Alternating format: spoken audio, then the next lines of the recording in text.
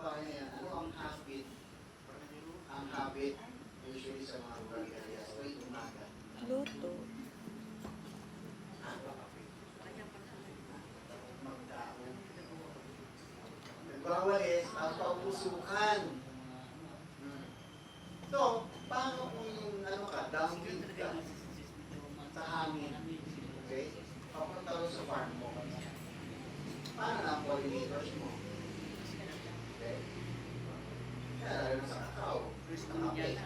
Or yun sa agar po, ma-observe na yung toxins yun. Di ba rin sana kung organic waste lang o brown waste, ang tawag natin, agricultural waste, plastic, ano, hindi depende yun. That's why it's important before kayo mag-set up a your building ng other wood farm or other high-value crops, get preparation. So yun, kung nakita nyo, may biofence kami. Hindi ko naisip, na hindi nila totohanin yung pangako 18 years ago na, gagawin na yan, may budget na yan eh. Ilang po pa na lang, every 3 years kada term may budget, ilang 6 years na. Nakaano na administration na, saan punta yung budget? Every 3 years. Okay, anyway, so, isa yan sa considerations sa challenge. So, based on sa napag-usapan natin about sa exchange of information natin and learning, sharing ng mga sarili experience, any feedback from you guys? Anyone would like to share kung ano kahapon or na-foreseen na eventually.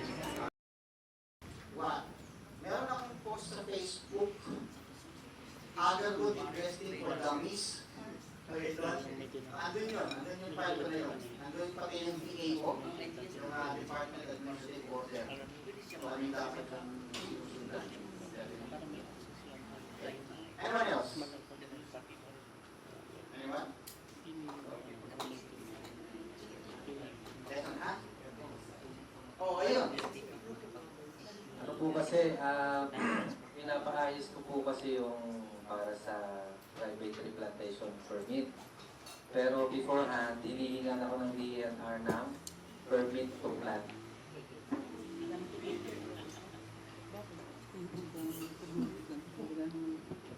Hindi mo siya nagbabanda. I haven't heard of such animal. No permit to plant. Dalawa lang yan. Okay? So yung RA 9147, sabi yan, HWCP or PTPR. Yung bago yun eh. Depende sa lidron. Pero, walang permit. Ha? Baka naman kami lang sa terminology. Educating na lang siya. Tapos, don't be condescending. Sometimes yun nga, sabi ko nga, di ba may mga classes sa hapon. Sino ba dapat? Ang hitilos. Tayo. Tayo ang pitado eh. Tayo makikinap. Kinawag mo sila? Ting! Ting! Hanging time out. Okay? 15:30. Sweldo. I care about you. Di ba? So tayo po dapat. Huwag mo natin iyakas. Kami ito may makamuting kahoy. I've worked Yan, yan. in government agencies before. Pero may cloud, kasi real estate funding yun. Alam mo si director, email ako, tawag ako, text, sasagot talaga yan. Okay? So, technical working group every month. Usap tayo, anong gagawin natin? Pero, problema, if you don't know how or what to ask, wala. Okay? Meron nga dyan, meron kasi dito sa isang region dito, na may tinulungan ako na, actually ako sa member, invite sila ako mag-invest sa kanila. I did, tinulungan ko sila, ako gumawa ng food puzzle, nagawa na namin yung WCP nila, wala pa. Nakapaya namin, ginawa ko, unfortunately, meron isa kasi na WCP holder ng NCC na I don't know the motivation, no? Pero may event. Kasi yung isang member ng grupo na yon was at the office and narinig niya yung phone conversation mismo. Pero huwag mo yan, kasi hindi ako pala rito.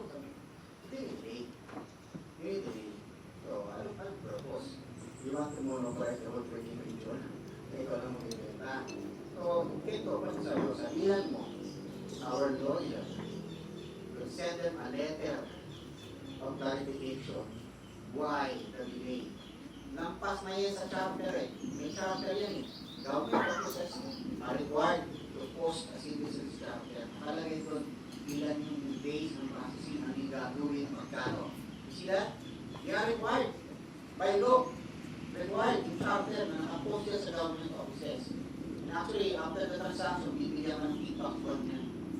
Mandatory yun. They are required by law. Bibigyan niya, how was your experience? Did you see the charter? Was it placed in a conspicuous place in the building? Requirement yan. So there's no palusot. Why? 3 months na, hindi pa rin lumalabas, and there's no explanation. So ayun. That same night, tumawag doon sa isang sama namin na siya naglalakad ito kasi hindi. Sige na, punta na kayo bukas sa opisina para mabayaran niyo yung permit. May isa na kayong receipt. Okay? So those are the challenges. I will not paint a rosy picture. May challenges. Paano, Miss, are you up with it?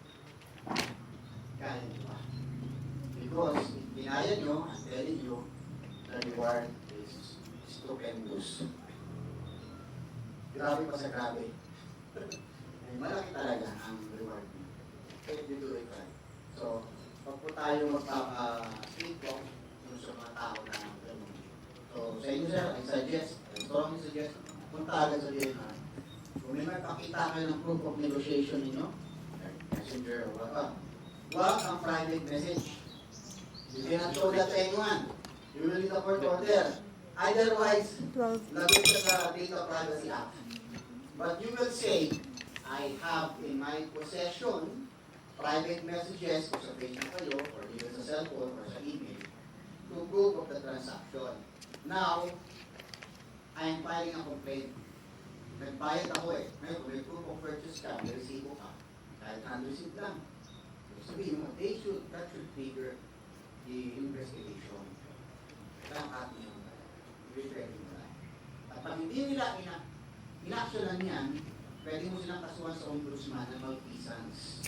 This is a failure to act on your complaint. Hindi nila ginagawa ang trabaho nila. May isa pa dyan yung sa isa pang bago meron ng batas. Hindi red tape eh. I forgot. Pero yun yung sa pinakatapunan nila kasi ombudsman talaga. Ombudsman talaga agad sila. Okay. Anyone else? ATI. How do you foresee? Ano ang magiging participation sa lugar niyo?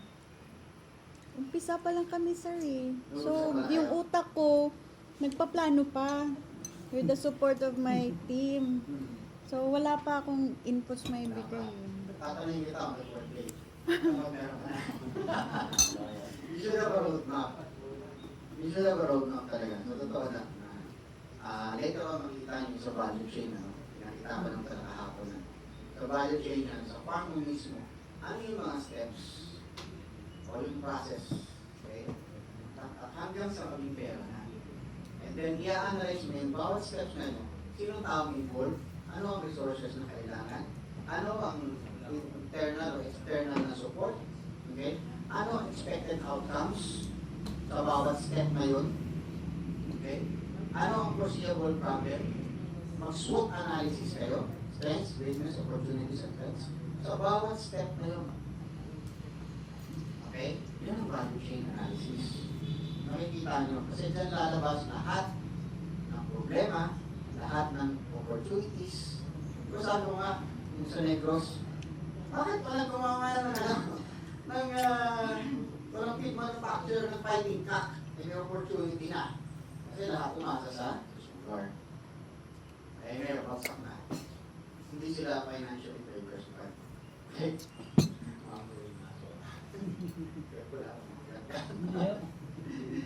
Okay. So, anyone else? Before we start the day's lecture? So, 7 to 9. Pero meron niya ngayon 5 years lang. Namumunga na. Okay? Namumunga na siya. But again, the genetics or the quality eventually ng seedlings doubtful kasi bata pa talaga. So, it will be a stroke of luck. Eventually, maganda yung resulta ng seedlings. eventually matulog. So, for you to be sure, it's an investment, yung siguro din nyo na makita nyo na, and from other sources, ma-verify nyo, conduct due diligence, na talagang matured na yung other thing. Seed viability yan, may tatanong sa akin, bibili ng seeds. Okay? Paano makuha ng permit yan? Okay? Hindi makuha ng permit. Merong mga nabibigyan, yung mga WCP holders, mga distributors, because nag-propagate sila ng seeds. Pero kung plantation ka, i-clear mo muna. Okay? Kaya ikaw ano dyan talaga, i-clear nyo. Kasi baka naman pwede yung sarili nyo. Sabihin nila sa inyo yung requirements because it's evolving. Okay yan, permit to plant ka eh. Okay? Then, germination rates reach 90%. Mataas po ang germination. 90%. Pero yung viability niya, 7 days lang. After 7 days, pangit na. Okay? Lumubo man yan, baka later on may problema na. Okay? Merong nangako sa amin nun, tissue culture daw. Sino na nakakaroon merong tissue culture dito? Okay, so sa tissue culture, sa lang kukuha ng tissue sa park, no? Sa trunk, tapos ipapropagate ko sa laboratory. Mabilis. Mabilis yun. In 3 months, pwede mo nang ilabas. In 1 month, pakardin mo ng konti. On the 5th month, pwede mo nang ibenta. Mabilis siya. Eh kung yung direct seed, okay, aabutin ka ng mga 1 month, okay, 2 to 6 weeks actually at germination. Pagkatapos na maghihintay ka pa ng another 1 month, 3 months, total maabot sila ng 6 months before mo pwedeng labas. Okay, so ahead ang tissue culture by at least 2 months. Pero ang problema sa tissue culture, wala siyang takbo. Ang main root niya na mag-aangkor sa lupa. So, mali siya magtutumba. Yun ang problema. Now, later on, nakapaliwanag natin sa types of propagation. Okay? Cultivation, ito. See, sa Pilipinas, 500 plus centimeters lang ang average rainfall annually. Agarwood needs, thank you very much. Parenting ko lang na misis ko. So, pinagan tayo. Thank you po. Binuksan ko pala yung yung tubig para may tubig sa sa bidet. Thank you. Sila siya. That will be 30.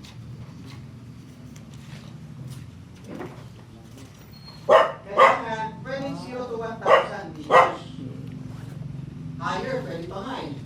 Pero ang problema, higher. Okay? Kung forest ecosystem. Kasi pag mamaya, sabi ni Alan mas maganda higher. Eh yung pinaniman mo, buntok, tapos kalbo. Ano yung sabihin ng pagkalbo yung buntok? Grassland. It cannot support it because of the weathering. I'm sure, yung panahon ito kung marami rin po. Kaso, pinutol, nilaging, ano mangyayari? Wash out talaga.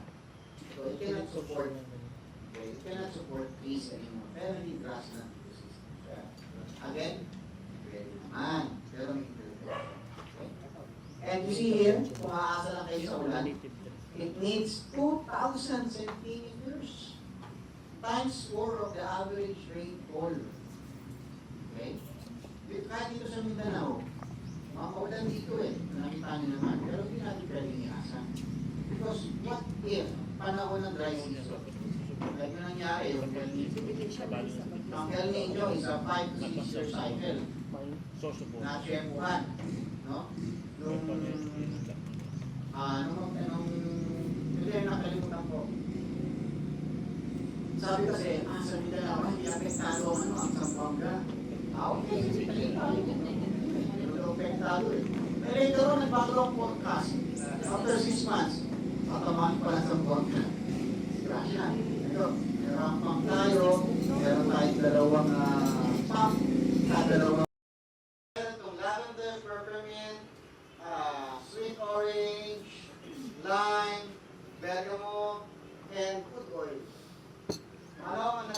nun? Capillary action, pressure, ha? Sinabi mo na kanina eh. Ha? No? No? Ay, osmosis is part of it, but no, yung process mismo. Ang nag-trigger nun. Which is unique to plants. Ha? No? Sinabi ko na kanina. I mentioned the term already. Yung nasa leaves. Photosynthesis. Fiber. Sino na ako naroon? Photosynthesis. Photosynthesis. Sino na ako na? Sir. Thank you. Talaga naman. Oh. Photosynthesis. Photosynthesis ang nag-trigger ng lahat yan. Okay, it's the powerhouse ng halaman ng puno. So, okay, I want you all to look outside sa puno. Ang dahon nagpo-produce ng photosynthesis. Bakit green yung dahon? It's because of okay? I-absorb nyo yan. Ngayon, paggabi, may photosynthesis ba? Wala, kasi walang photo. Hindi magsisynthesize. Photosynthesis. Diba? The use of the light. No? Okay. So, walang photosynthesis. Kung sa tingin nyo, natutulog yung roots? Continuous yan, di ba? Saan lalabas ngayon? Yung hinigot niya? Wala. Kasi walang photosynthesis eh. Makuklose yung stomata ng leaves, di ba? Walang lalabasan. Yan ang turgor pressure. Yan ang turgor pressure. Which will have an impact sa inoculation. Kaya ako, I was able to answer the riddle. Ano ang best time of the day to inoculate? Walang makasagot sa akin. Seriously, from Malaysia to Indonesia to India, walang makasagot. So, with those clues, tatanungin ko ngayon, when is the best time to inoculate? 4 to 6 years, sir? Ha? 4.5 to 6 years? 4.5 to 6 years. Pagtulog. Kasi sabi nyo, kailangan for convenience, for maliwanag. Why? Buhay yung ano. No. Turgor will work against your inoculation. Paano papasok yung inoculant mo? Itutulak nga niya yan. 1 p.m., sir. 1 p.m. Ha? Start at 1 p.m. Ha? During daylight. Anong oras? Yeah? Okay, may premyo ka sir. Pagkasagot mo, ang top to 5. 1,000, 2,000, 3,000, 4,000. Sorry, ang price. 8 o'clock, sir. Sir, 8 o'clock. 1 p.m., sir. 1 p.m. Sino may alam dito sa solar?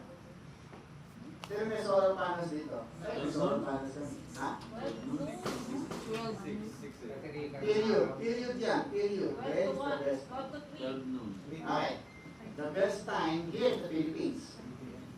Sa Philippines ha, kasi iba-ibang lugar, iba-iba yung ng sunlight, di ba?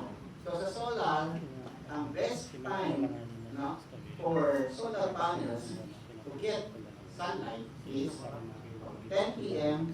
to 2 p.m. 10 p.m. Sorry, 10 a.m. 10 a.m. to 2 p.m.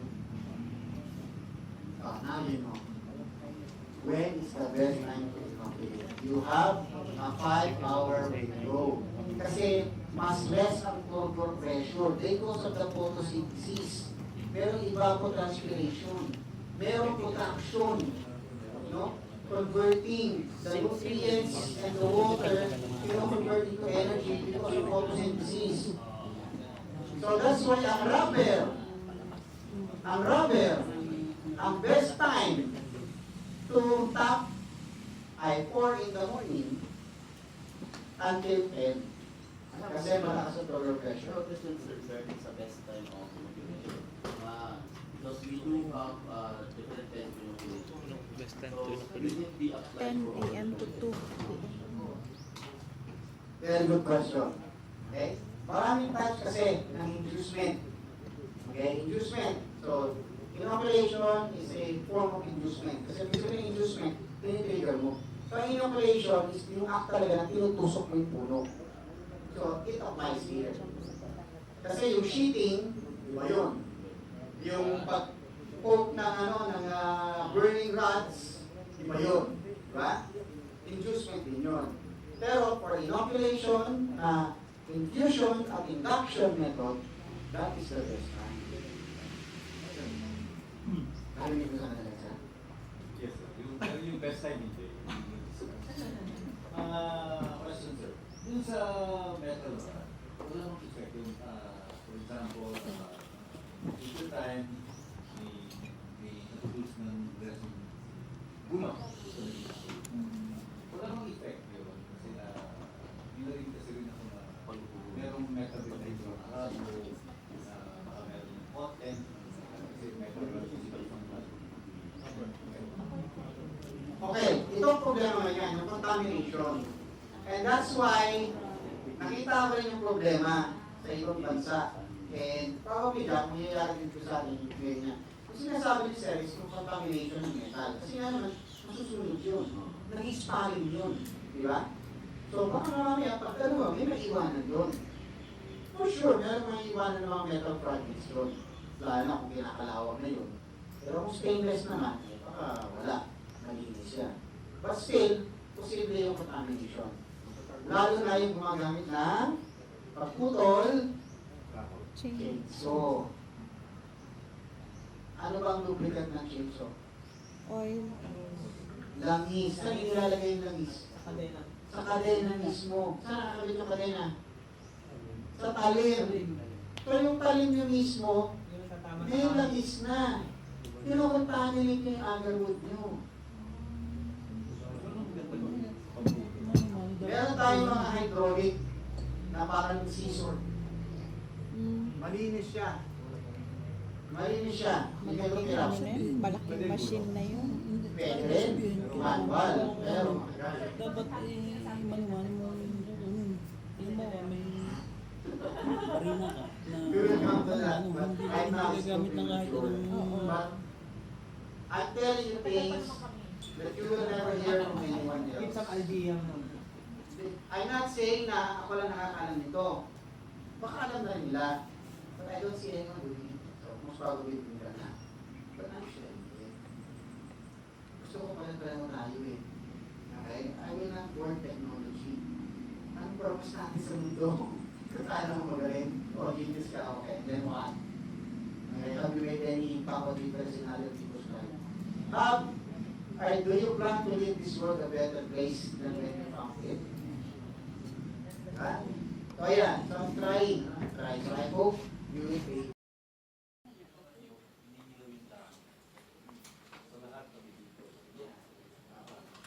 Okay, ang pinakamalaki kalaban naman kasi ng nyok is the rhino beetle.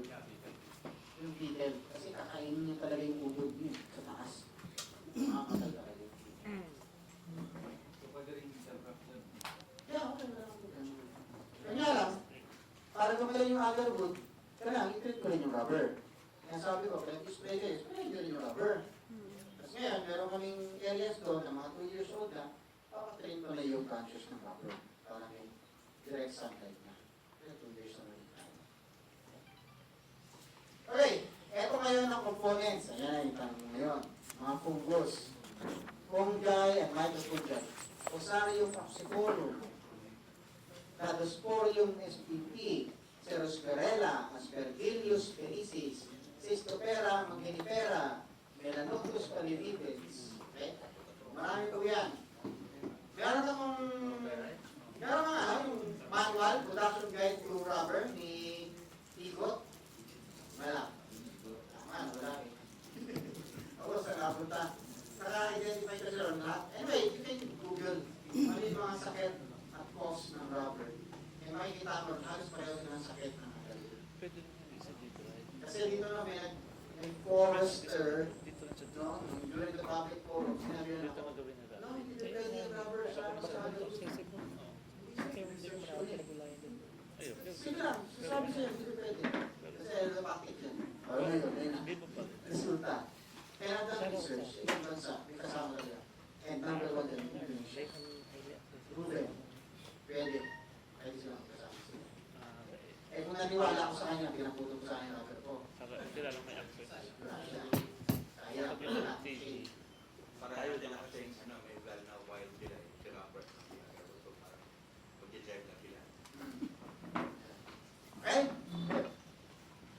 phytochemicals, again, the tree produces phytochemicals.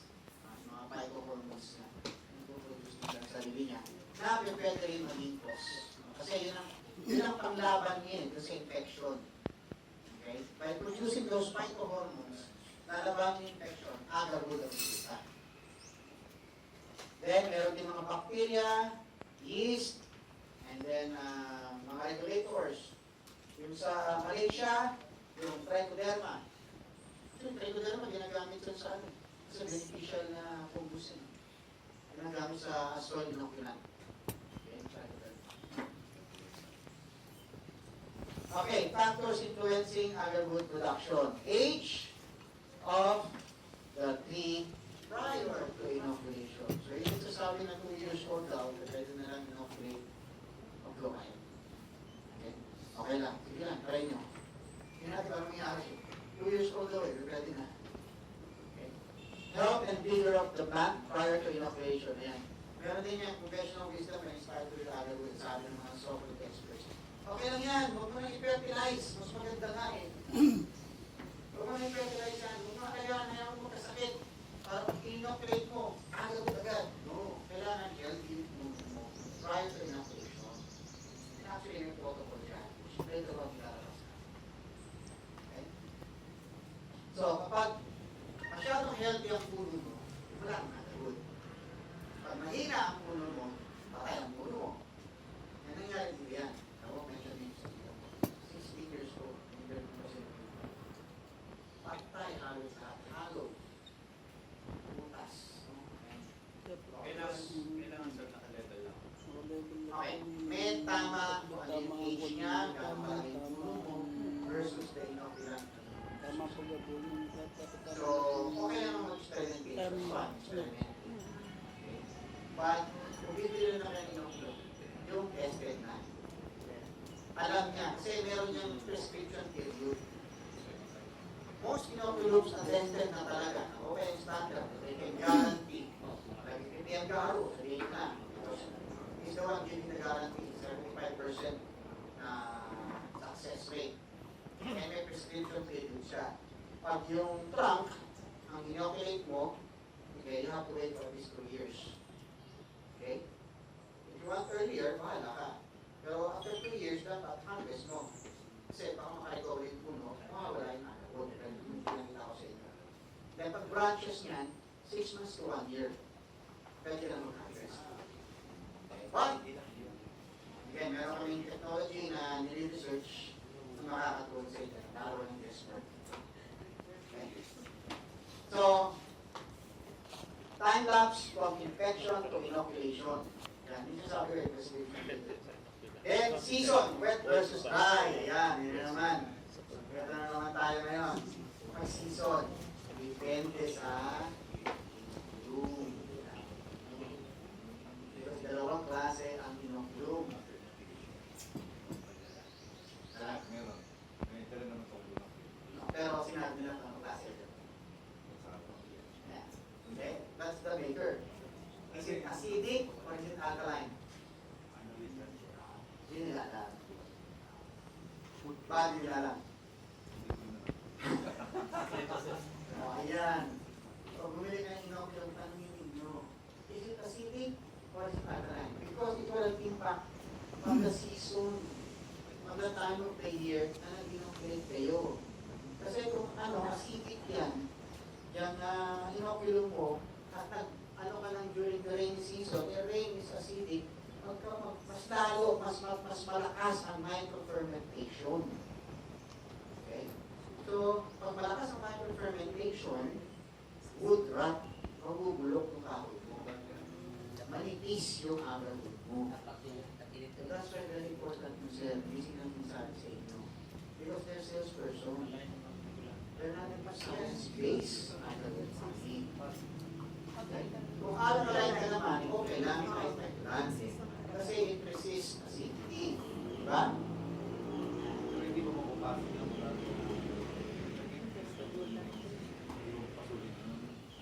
Meron yung iba, nilalagay ito yung state, diba?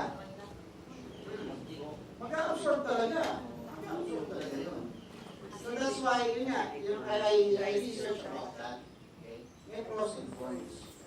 Okay? Kasi magkakaroon ako, pag hindi mo sinarahan, magkakaroon ng oxidation. Okay? Ano ang ginamit? Ganyan. Sige, ito. Oxidation. Anong ibig sabihin ng oxidation?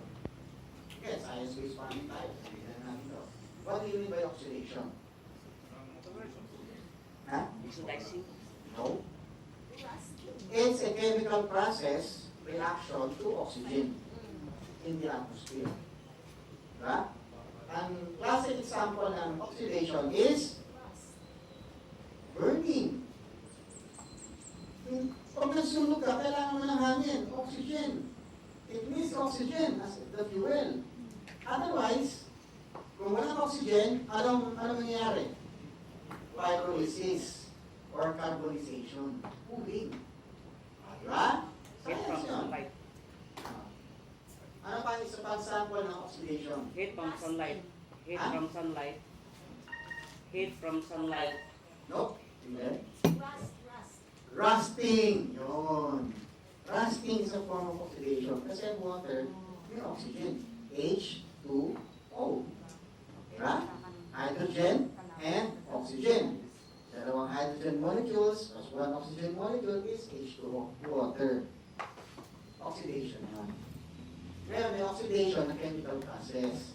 So, kung acid-base ang inokulong mo, tapos hindi mo tinakpan, ulanan yan, and expose sa hangin, meron kang fermentation sa loob. Pag nagkaroon ng fermentation sa loob, ano mangyayari? Good rot. Okay. Ito yung question ko sa inyo yan. Pag nasugatan ng puno, yung trunk na yan, yung imagine nyo, lagayin mo. Ano mo nang gagawin ng puno? Defense. Mag-release yan ng phytohormones to produce the dagta. Why? For healing. Gamot niya yun. Healing. Healing. Hindi ba? Ah, Healing comes in. Kuhan ka Later on. infection. Disinfect. Defense. Di ba? Hindi. Disinfecting. Yung unang resulta, bakit? Bakit siya mag-produce ng gano'n? Bakit siya magdadagta? Ha? Di ba? Di ba? Ano unang purpose nun? Huli yan. Regular. Sige. Sige, yun. I-treat na yung Kaya ako kanyang nasa wound. pag may pregnant na. Tatakpan niya. Oh, treat the wound. What? Tuklak. Okay. Pwede, kasi tuklak is para huwag siya magtabas pa ulit. Hindi. Para takpan niya. To protect it from the atmosphere, from the environment. Tatakpan niya. Then healing will follow. It will not heal hanggang hindi siya nagtatakit. Because magkakaroon ng oxidation. Tatapit sa kanya mga maninira, mabubulok doon. Iigbutin naman. Exactly. So ngayon, yun yung inaano ko ngayon, yung stick method. Pasukan nila ng stick, tapos hayaan na lang. That's why, ano ang korte nung kanilang agarwood? Pockets. Pockets. Diba? Kasi, mag-fermentation sa loob. Kasi it will continue to absorb oxygen and rainwater. So it should help. Okay? But kasi, induction yun. Localize siya. Hanggang doon na siya sa camping layer. Infusion is all the way into the xylem, which is systemic kasi i-distribute siya ng puno. All the way makakat doon sa leaves niya. Okay? So yun ang isa niyang pros and cons ngayon. Stick. Dinidir nila tapos yung stick nila infuse na ng inoculum, papasok doon, tapos babalikin. Parang mas maganda, wala siyang wala siyang chemical. No, chemical yun. Chemical yun. Bamboo stick. Parang ito yung anak mo. Okay, pag ganon, ang mangyayari niyan is natural. Kasi sinagutan mo siya, sinugatan mo. Swerte mo kung naandoon yung mga fungus at bacteria is sa environment. Pag wala ka. Maghihilang siya, wala kang agad. Okay? Sige. Kung pababayaan, pagkabulan pabayaan mo Ano yung mga style? Eh, yun nga, maghihintay ka lang na may papasok doon. So kaya nga, kailangan i-induce mo. Other than just sugatan, Injection. Ano ang mas? i-induce mo talaga yung pathogen. Yan, isa lang sa topic is drip yan. Kasi, kapag binutasan mo lang, binunot mo yung stick mo, dilagyan mo lang ng stick na wala namang inducer, it's like natural. Naghihintay ka lang na, uy, sana may pumasok. Sana pasukin to ng bacteria, ng fungus, o ng yeast, okay? Virus. Okay? So, hindi pwede ko gano'n. Hindi yung business. Okay? Okay, geographical location. No? Bakit ang geographical location kaya may epekto? Ang tingin nyo. Ito na, abol pa. Bago Mas mataas ang lugar, mas maganda. elevation. Mas mataba ang puno. Provided the forest, ha? Bundok sa inyo. Very good. Ang sobrang challenge ko lang doon is the accessibility.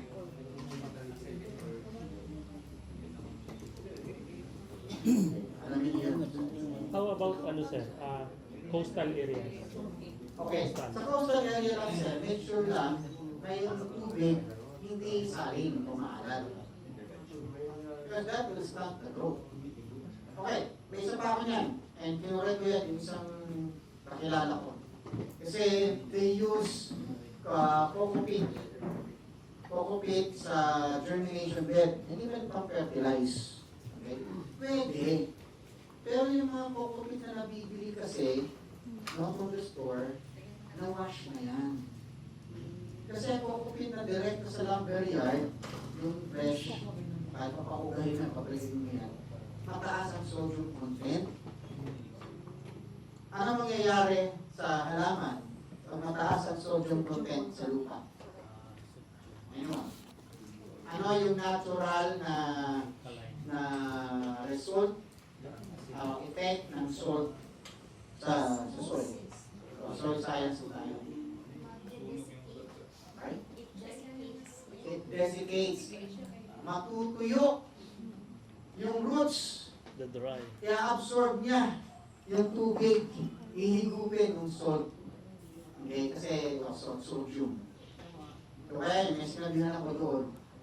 Isa yung tinanong ko, sabi ko, saan nyo, okay, ano yung germination bed doon? Naglagay na pala kayo ng university. Yes sir. Ano yung germinating media nyo? Yes sir, tayo ng manok at saka coco peat. Okay, bilhin nyo sa coco peat. Hindi sir. Okay. Saan yung ginawa? Sa lumber yard. Okay sir. Inugasan ko na. Sa last na yan. Hindi alam ng university pero ito. Ako sultan niya. Kung nakunan niya, okay. Sir, ang mga sir, First day, ito ang ito sa kamahaling. Tapos, minimum 500 sittings.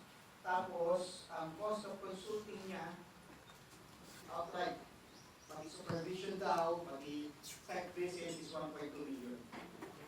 Okay? Diba? So, why not? Why not? Pero mga tao sila gano'n na, kung sila maglabas ng pera, at bala, palagin mo. What's no problem? Ito, force ito, para doon sa mga gusto ng self-determination. Na kayo mismo, you want to learn, kayo mismo, you want to do it yourself, magkaroon kayo ng power. You want to empower yourselves. Okay? So, there's nothing wrong yan, ha? There's nothing wrong with the business model we buy. 40, 70, 30. Ngayon niya, may 40, 60 na. Okay? Meron pa dyan na buy seedlings from me. Okay? Buy seedlings from me at taas, 1,000 pesos or 800. You'll take care of the first 3 months. 6 months, 2 years na tayo okay sa'yo. Guarantee, papalitan daw seedlings and everything. Maraming pwedeng ano. This will help you make an informed decision. If you want to do it that way or your way. Okay? That's it. So, sa farm development, so the process of improving and expanding agricultural operations to increase productivity. Productive ka ba? Sustainability. Okay.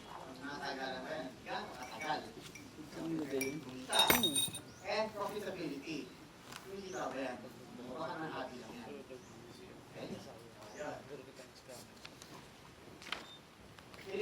combination of strategic planning.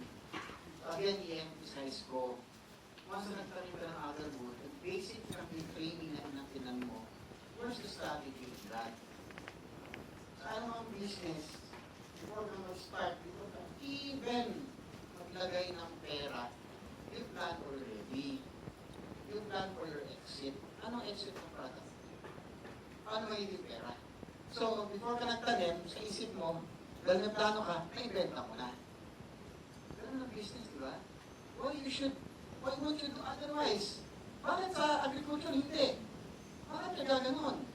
Papasok ka, magtatanim ka, o order ka ng libo-libo, and yet, basic training ka lang? No. Hindi pwede yung ganon. So what will it do? It actually preys on the vulnerability of the people. Ayan, nagtanong kayo niya, ano ba talaga gusto? Ano ka ba talaga? Anong gusto mo? Sino ka? Agree Exactly. Yes. Entrepreneur. Congratulations.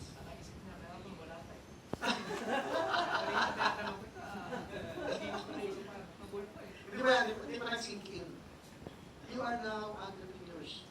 Okay, well, at least you have the choice. Life is full of choices. Okay? And this course wants to give you a choice. If you want to become an entrepreneur or simply an investor, and let others do it for you, no problem. Okay? I'm just saying, infrastructure improvement, kaya sabi ko rin sa isa, o sir, huwag na lang. Kasi wala kang irrigation, iaasa mo lang. Ilan ang average rainfall? 500. Ang requirement? 2,000. Times 4. Pwede pwedeng iaasa. So dito sa amin, sinasabi ko, kapag umulan ngayon at medyo malakas, okay lang ha? Pero i-check araw-araw yung lupa, sukit, nag-smudge, okay ba yan? Pero pag tumanong ka, hindi na sumabit yung lupa, hindi rin na dapat. Okay? So, meron din, yung nakita nyo, yung deep root, ginawa ko yan, umiingit nyo, para hindi mag-evaporate agad yung tubig. Then, resource management. Okay, ano ba yung mga resources mo? Hindi lang in terms of manpower, ano? Pati yung nasa paligid mo, sabi ko nga kahit yung mga weeds, yung mga sagpot, yung mga damo, resource yon, pwede mong gamitin. Sa nature nga, walang waste. Everything is useful, may purpose. Investment in technologies and practices. Yan, isa pa yan. Pero dyan, nung nagsimula kami rito, ang suggestion sa akin yan, sige, bumili ka ng Roundup. Tapos lagyan mo ng krudo. Yun ang spray mo. Patay lahat yung lupa, yung damo mo, yung sagot mo. Patay din yung microbiome. Ecology. Ay, hindi, ganyan talaga dito. Tapos gano'n. Okay. Yung Roundup is water-based. Tapos lalagyan mo ng krudo, is petrol-based. Parang mapinix yun. Di ba? Lupa lang eh, content na agad eh. Pero dito ang practice sila. So, yung ginagawa nyo ngayon, sa puno niyo, o sa lupa niyo, before kayo magtanim, will determine the outcomes. Marami dyan, tulad yun. Very famous yan sa Agarwood. Binibenta nyo yung mga puno niya. Bakit? Sabi nyo binibenta ng seeds. Ayaw na sila supposed to be. Okay? Kasi magkakaroon siya ng station. Okay? Ikaw, kung nakabili ka ng seeds ka sa kanya, anong isip? Isa ba ng farming? Mag-distillation na siya. Kasi siya mismo, walang plano. Sulat niya pag tayo, kaya nagbenta siya, kaya siya tao. Tayo kayo. And then afterwards, gusto mong gayahin ka ng mga bumili sa'yo, ibebenta na lang din rin puno nila, and they will ship to destination. Hindi niyo siya mismo nagplano. Ang dami nang nakausap ngayon, nagtanim ng puno, bilang nga. Ay? Oo nga, no? Ay, sabi na naman, magtanim tayo. Oo nga, binibenta niyo yung puno niya. Benta na rin puno natin. Wala eh. Wala direksyon. Kaya ngayon, ano ka? Exactly. So please, okay? I'm not really for just questioning the wisdom, but the morality. Okay? Pag ikaw in-encourage kita, may moral high ground ako eh. Yung moral ascendancy ko. Na maniniwala ka sa sinasabi ko ngayon. Maniwala kayo sa akin, please. Ayan, diba? Alam, may bayad kayo. Diba? Maniwala kayo. So siya, you look up to me. Na yung sinasabi ko sa inyo, hindi ko kayo binubola o binubullshit ko kayo. Tapos biglang gano'n. Bibenta yung mga puno na gano'n. Ano mangyayari sa mga puno na bumili sa'yo ng seed pigs? Kasi ang future, nasa oil. Ang puno natin, yung agarwood, hindi tayo, Latino. Tama naman sinabi niya. True. Hindi na tayo makakakompete sa mga neighbors natin. Bakit hindi mo sinabi agad nung una pa lang? Ngayon pa lang, ang libo-libo na bentahan mo. At sasabihin mo, hindi pala? Kailangan ko rin pala ng distillation? Mind you, I've monitored that guy from the very start. Isa siya sa references ko. Tinitingnan ko talaga kung paano ginagawa niya. Nakita ko kung ano to campo. Brick and mortar ko. Hindi science-based yung ginagawa niya. Okay, patak. Isa, patakak pala. Patakak lang, parang bahala na. Parang kinauboy. Okay? Ano masama sa mga upgrade sa mga 5 years. Ang problema, hindi ko talaga pinano. So ano nangyari dun sa mga una niyang na-influence? Ha? A critical thinker. Lalo na rito. Sabi nga niya kanina gusto ng boss niya, every month daw. Sabi ko, hindi. Every week. Because kailangan responsive ka. Okay? Eh, 3 araw, 4 na araw lang, panay-ulan, walang araw, bilaw na yung dahon eh. O paano intervention mo ngayon? Action agad. Hindi agad. Then report every week. Documentation every week. Malaman mo ano nangyari last week. Ano yung ginawa mo? And kaming follow up. The resulta sa ginawa mo. Okay? When you're ready, you have to be responsive. You have to be dynamic. Nature is vicious. Nature is relentless. Nature has no mercy for those who cannot keep up with it. Okay? So you can either use nature as your friend or as your foe. Tabanan nyo o gamitin nyo. Okay? Long-term success of a farm. Okay? Believe me, ako rin, kawintang ako. I thought the farm can be run by remote control. It is and summer smart. Okay? So, hindi lang kami nag-decide talaga na mag-full time. That's why we moved here. Sold our house sa Cebu. Okay, lipat dito. Nag-hands on talaga kami. And so far naman, rewarding naman siya. Rewarding naman. Okay? If you cannot do this yourself, you better make sure that you have someone who shares the mission, the vision, and your sense of urgency mo masenso. So kung mga itanong gusto, okay? Yun ang mahirap eh. Okay? Because yung pagkasenso nyo ngayon, nakatie up dun sa desire ng tao ninyo. Eh, if they don't share the same desire, limited ka ngayon yung growth mo dahil sa kanila. Diba? Your biggest asset or liability. So take your pick. So kayo na, si Ma'am nagtatanong sa akin, paano yung approach sa mga tao. Okay? Sila po ang pinaka-biggest challenge. Hindi ang agarwood nyo. Hindi ang pagkawala ng agarwood. Ang tao nyo. Ang pinaka-malaking challenge na dapat yung ma-address. So that's why you have to answer it. And, you have to study agricultural anthropology, the relation between people, the environment, including the culture, okay, and your business activity. Okay? Farm development is not just about scaling up production, it's about creating a resilient, okay? Okay naman, katulad ng El Nino, sinabi na nga mag-El Nino eh. Eh kung nga, nag-redundant na eh. 4. May rampam, may creek, may 2 deep well, na pa. O. Backup ko ngayon, si Pagbis, yung kabayo namin, at ang ATV. araw-araw, hakat ng tubig para makadilim. Okay? And then, deep root na irrigation para diretso sa roots, hindi agad mag-evaporate. So yung iba, they became willing victims. I say willing because alam mo na kung ano mangyayari. Alam mo na may magkakaroon ng ganun. And yet, okay, ang Pilipino, alam mo na natin bakit tayo binabagyo. Oh, resilient daw ang Pilipino. Hindi resilient ang Pilipino. Because it's always the same thing annually. Alam mo natin may flooding. Hindi pa rin mapigilan yung flooding na yan. Eh kasi kahit naman walang flooding, may flood control projects. Corruption. I mean, seriously, our kid. Hindi mo tingnan. Summer. Oh, si Summer. Why is there a flood control project here? There won't be any flooding here. Look, there's the mountain. And then there's the sea. How can it come here? I go, because they want.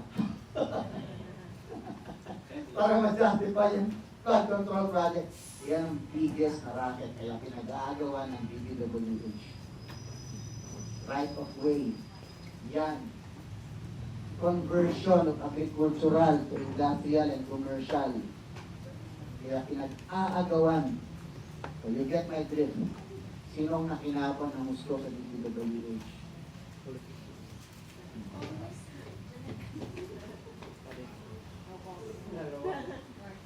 Hmm?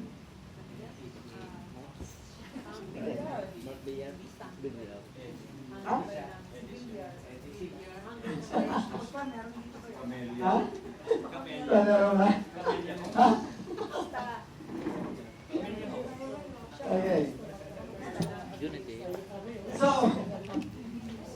again, I'm sorry. Sabi mo nga, ako taong bahala sa atin yun. Pero a spade is a spade. Okay?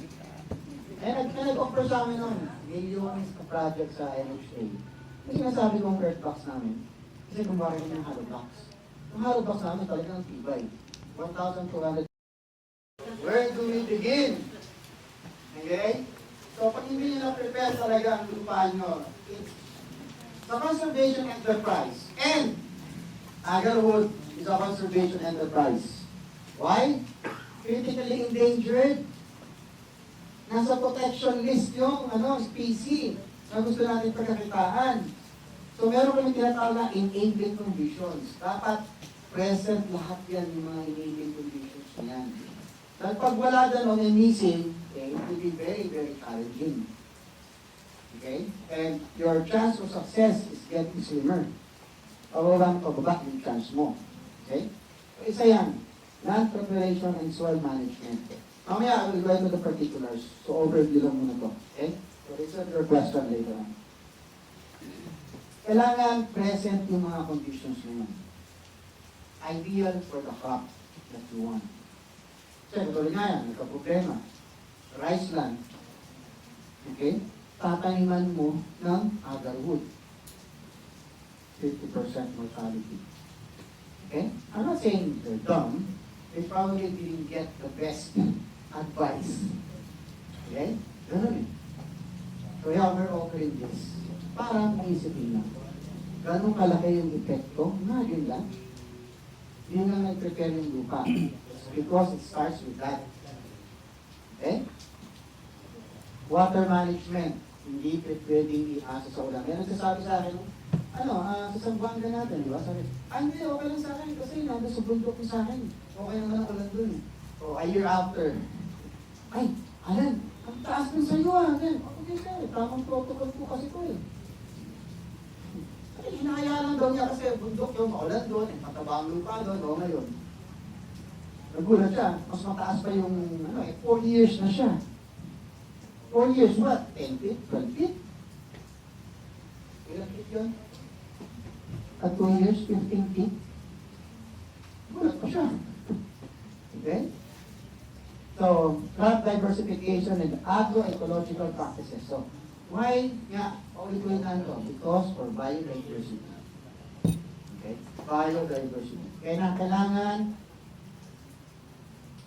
may layering of ecosystem. Okay?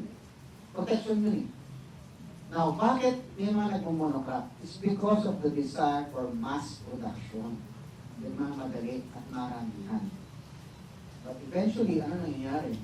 Nagiging input incentive, input intensive, labor, fertilization, pest and disease management. Lumalaki rin yung cost. Kahit dito sa mga farmers, tinatanong ko, o sir, nung 10 years ago, ilan sa ang fertilizer per hektarya? Compare mo yun. Ang taas na nga ngayon eh. Ilang sako na eh. So, hindi pa nila na-realize. Hindi pa nila na-realize na ang problema ay yung farm crops sila. Okay? Monocrop sila. Walang protection. Okay? Saan kayo makakita ng gubat na single crop? Wala. Di ba? Wala. That's nature kasi. Ang problema, we went against nature for the sake of mass production. And that's the problem now. 40% of water pollution are from agricultural runoffs. Okay? Simulan, sobrang dami ng fertilizer, may herbicide, diretso sa body of water. Okay? Technology and innovation. It shouldn't be that high-tech or rocket science. Isama ko lang sa inyo kahapon, sinasabi ko, environmental engineering. Di ba? Tingnan mo lang yung landscape ko, paano mo puprotektahan saan ang safest na lugar. Diyan ako magtatanim kasi yan ang safe na lugar. Okay? Or, katulad nga yan, meron akong sacrifice crop. Actually, no, those are not even crops, weeds lang siya. Yung sasacrifice ko, pupunta lahat ng peste. Okay? Now, yung parents ko nun, gusto nila lang multiple cropping in a year. Hindi pwede. Kasi, pag yung lahat nag-stop, no? Hindi sila nagtanim, ikaw lang meron, ano mangyayari? Lahat ng peste pupunta sa'yo. Imbes na sana, dissipated siya, distributed siya. Okay? So again, the environment plays a major factor talaga. So katulad niya, meron sa inyo na may tubuhan. Okay? Tapos mag-agroforestry ka. Every year, at twice a year, magsusunog yan. Yung tubo. Paano mamulaklak? Paano magkabunga yung mga tanim mo? Kung twice a year titira. Paano kung yun ang fruiting season mo? Flowering season mo? Na-tiyempohan. I think September and what? Nagsusunog sa tubo. September and December. Nagsusunog. So, during that period, wala kang pollinators. So, ayun. How do you counter? How do you counter that? So, amount of technology ganun na. Kasi cultural na yun, environmental. Yung sa environmental, social, cultural kasama. Yun ang practice sa tubo. Although yung ibang lugar na yun, nag-stop na sila. So, yun. Pwede na idea na. But, sasabi ko ito, there's so much intervention that you can do. But eventually, you just have to draw the line whether to do it or not. Okay? Kasi baka hindi na viable. Sasayang ka lang.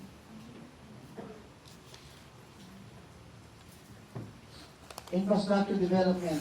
Kailangan andun yung mga utilities mo, kuryente, tubig, equipment. Sa akin na simple na yun yan, no? Kaysa ayoko yung tao na magbigatan na nagbubuhat ng knapsack spray. Eh dito huli. Tapos hindi na dipump. Battery spray na. Para di mas na po nila yung trabaho. Yung wellness nila, okay, na-consider mas productive sila. Livestock and animal husbandry, yun yan. Magkaroon kayo ng mga hayop talaga. Importante. Lalo ng manok. Okay? Kasi they will control the pest, mga insekto. Access to markets and value addition. Yan, explain naman natin ang kahapon. No? Training, capacity building, financial planning, and investment. Ito, maraming ditong pumapalya sa financials. Sabi nyo kasi, madali na yan pag may pera na. Ano galing ng Pilipino? Madali na yan, pagkanta na yung pera. Ay, pagdating ng pera, Walang plano, upos ang pera. Wala na. Yeah. Mindless, wala din ganyan ang problema.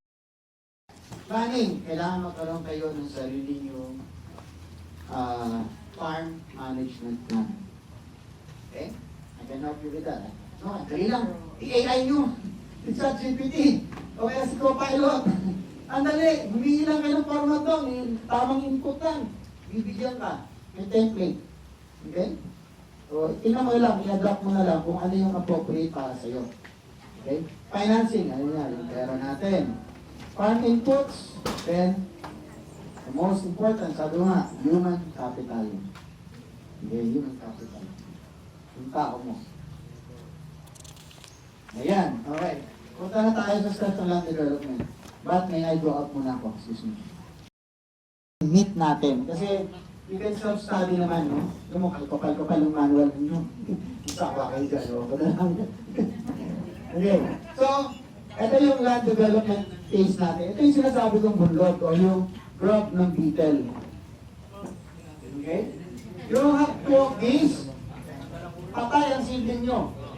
In 2 weeks. Magda-die back yan kasi kakainin na ng roots. Kamay ko yan. 50 ng Malasensis ang binoling ko. Dinala ko sa city, isa ko yan. Tapos tinasway ko, niribag ko sila. Dami yan. Yan. Doon nakakain yan. Sarap yan, sir. Grab yan. Sarap yan, eh. Bubusa lang. Bubusa lang ng ganun. Sarap yan. This is edible. Napakaano. Yes, sir.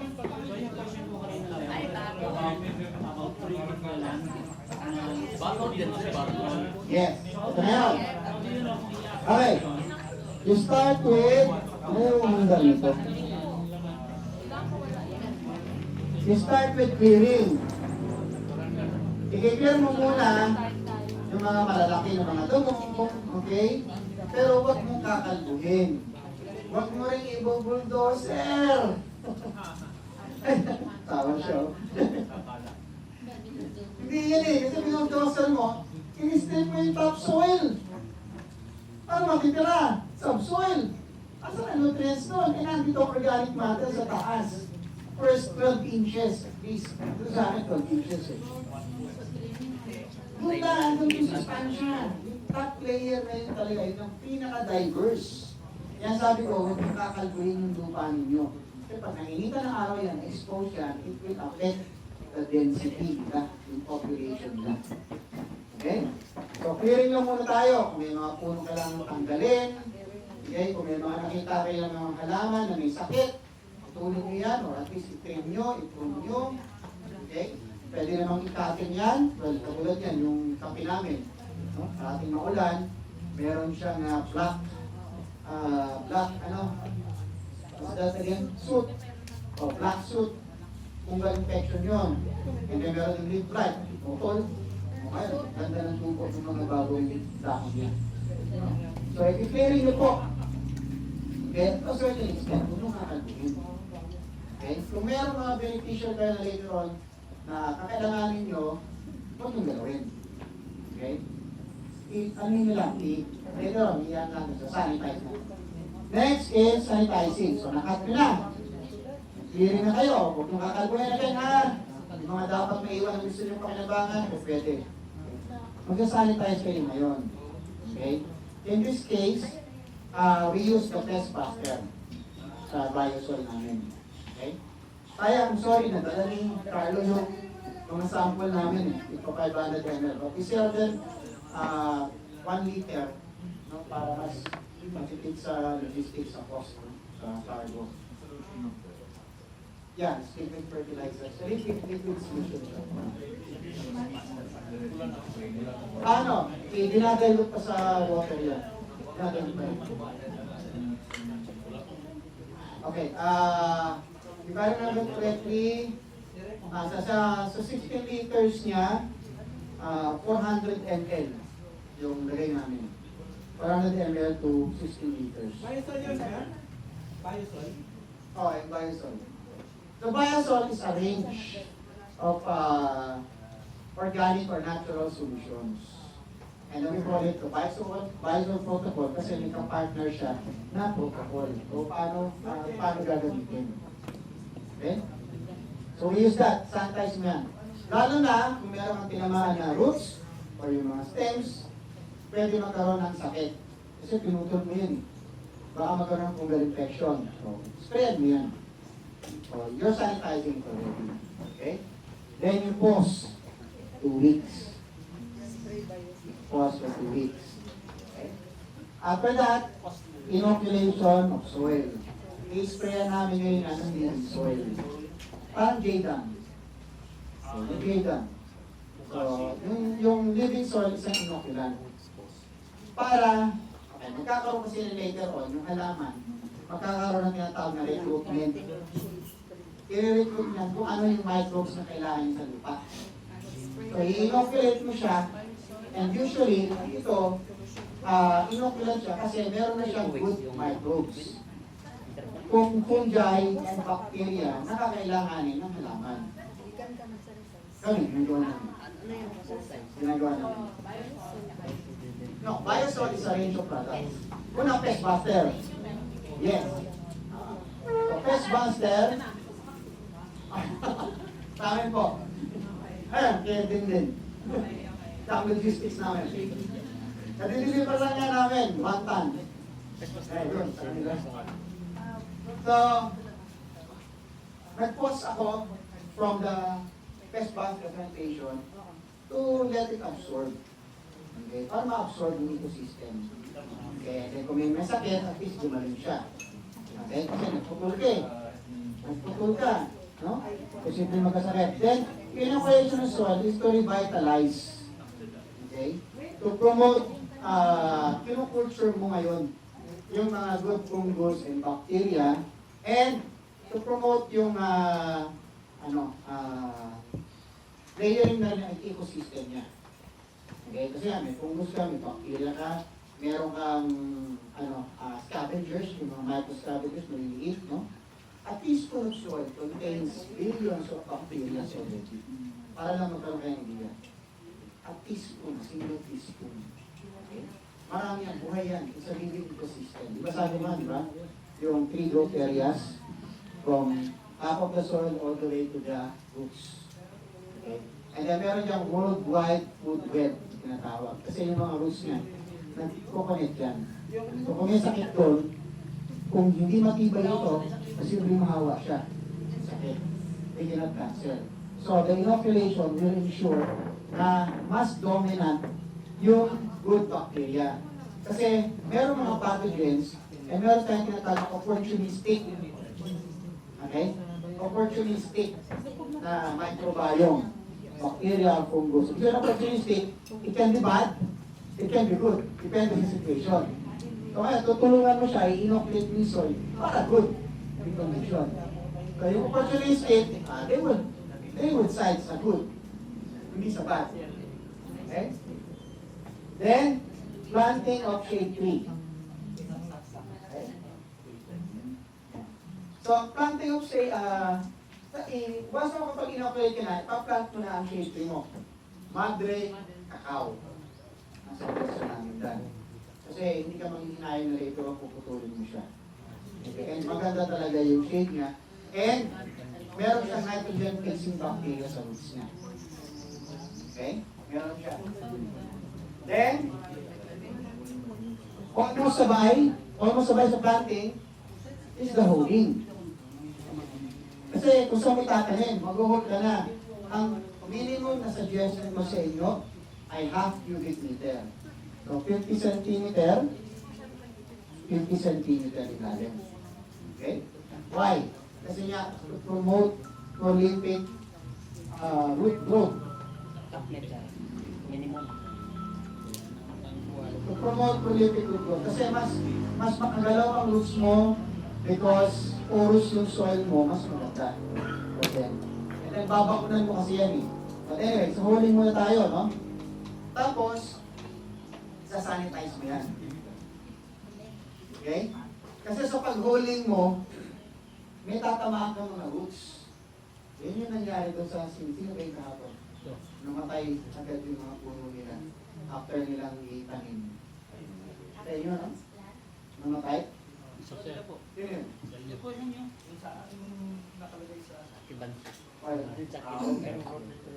Kasi, pag nag-hauling ka, nag-hukay ka, may tatamaan ka mga roots, imposible wala. Sikirahin mo siya ng trespass. Kasi fungicide siya. Okay? Then, you pause for another 2 weeks. Ulan, araw, that will help sa sanitation. Okay?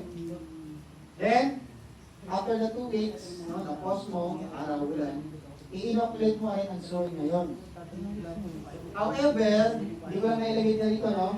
Yung seedlings mo, kasama sa acclimation niya or hardening, dapat ma-inoculate mo rin siya. Kung ano yung ginamit mong yung inoculant sa soil, sa farm, yun din ang inoculant na ilalagay mo sa seedlings mo. Right? Meron kami yung living soil. And arboreal mycorrhiza. Mycobam. Try nyo ang mycobam. One time lang kayo. Isa lang siya sa inoculant. Kasi ang inoculant namin is liquid, living soil. I-spray mo yun. Ba't sinasamahan namin? Yung mycorrhiza na yun, powder yun. Doon pa lang sa seedlings. Pagdating pa lang ng seedlings sa inyo, lalagyan mo na siya. So, mycorrhiza. Or mycobam. Yung brand name niya, mycobam. Ano lang yun? Kahit 1/3 teaspoon. 1/3 teaspoon lang. But make sure na pukututin niyo yung lupa at mag-contact yung mycorrhiza sa roots. Powder yun parang lupa. Kaya mag-contact sa roots kasi doon siya didikit. Doon siya kakapit. So nasa polybag pa lang, okay, may mycorrhiza ka na. Then, you can also spray it now with our living soil. Para pareho sila.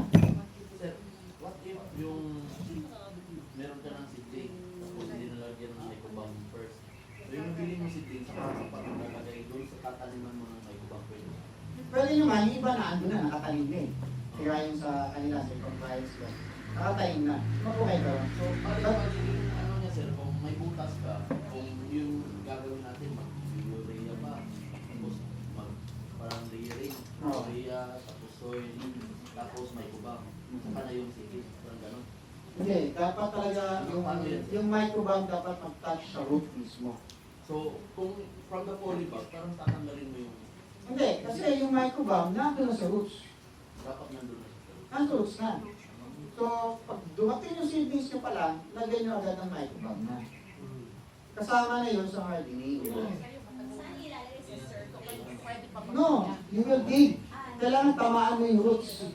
May tamaan kang roots. So, yung polybag, So kung sorry. Okay. Is it also okay na pag doon ka na sa pag-transplant mo, doon Magandang nasa bag pa lang. Kasi it will take a while eh. so, I-activate mo siya. sir, pare, bubutasan na namin. Oo, butasan mo yung daliri mo. Ito yung puno. Ito malaki. Puno, gano'n na. Pag nakita mo na yung roots, doon mo tapon, tapos isara mo. Ulitin mo. Gano'n kadami yung dosis na dyan? Gano'n kadami yung dosis?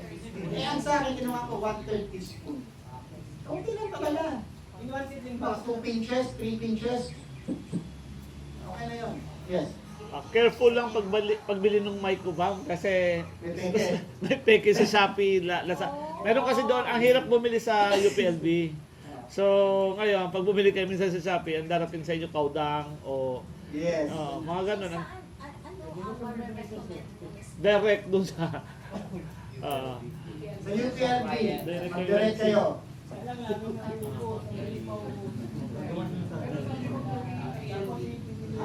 Sino? Sino na sa nun?